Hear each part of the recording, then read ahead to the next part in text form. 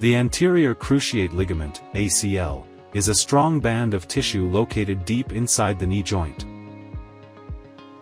It connects the femur to the tibia and plays a key role in stabilizing the knee, especially during activities that involve pivoting, jumping, or sudden stops and changes in direction. An anterior cruciate ligament tear typically occurs due to sudden, high-impact movements that put stress on the knee. Sudden direction changes, jumping and landing, direct impact, overextension, and weak or imbalanced muscles are the main causes of ACL tears.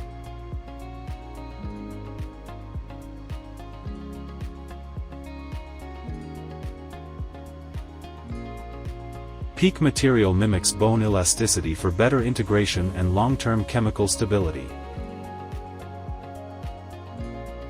Low-profile concave shape fits flush against bone to prevent soft tissue irritation. Open and closed variants provide surgical flexibility for various suturing and reconstruction techniques. Smooth-edged fixation secures sutures and tapes firmly without risk of fraying or cutting. ACL reconstruction replaces a torn ACL with a graft. Select the femoral offset guide size based on the patient's anatomy for optimal alignment. Insert the transportal femoral offset guide through the anteromedial portal. Ensure at least 2 mm of the posterior cortex remains. Place the femoral offset guide hook at the over-the-top position, in direct contact with the bony cortex. The ideal hook position is 10 to 11 o'clock in the right knee or 1 to 2 o'clock in the left knee. Use the 2.4 mm drill tip pin to drill through the femur and penetrate the skin.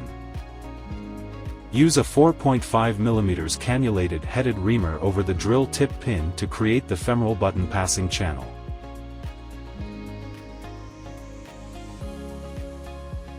Measure the total length of the passing tunnel using the depth gauge.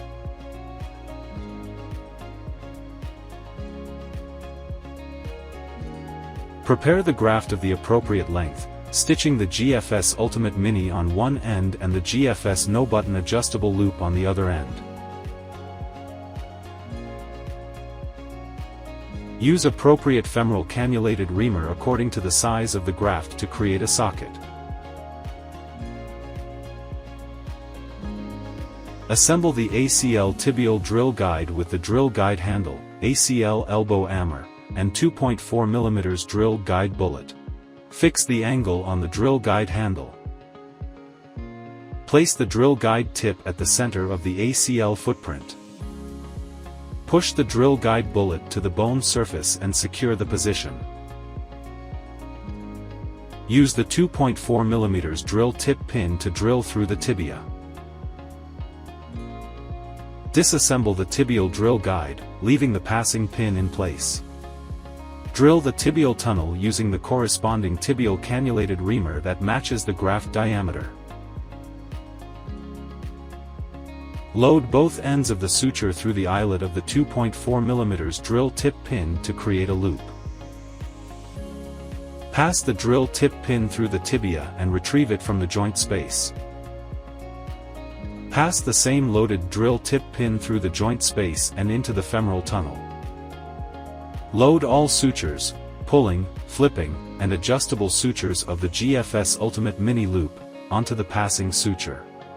Pull the passing sutures to bring all the GFS Ultimate Mini loop sutures to the lateral side. Remove the passing suture. Pull the pulling suture to guide the graft through the femoral tunnel via the tibial tunnel. Once the button is passed through the lateral femoral cortex, pull the flipping suture to flip the button. Maintain tension at the tibial tunnel through the sutures. Remove both pulling and flipping suture. Load the GFS PEEK CF concave button on the GFS no button adjustable suture loop at the tibia. Pull the adjustable suture to seat the concave button on the tibia. Use the milking technique on the adjustable suture to pull the graft into the tunnels. Cycle the joint to ensure better graft fixation on both the ends.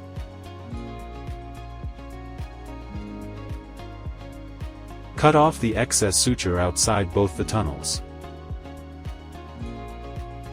This completes the ACL reconstruction using the GFS Ultimate Mini and Peak CF Concave button. After ACL surgery, use crutches and a brace as advised by your surgeon. Start physiotherapy early and follow your rehab plan closely. Ice and elevate your leg to reduce swelling. Avoid twisting or sudden movements. No sports until cleared by your doctor.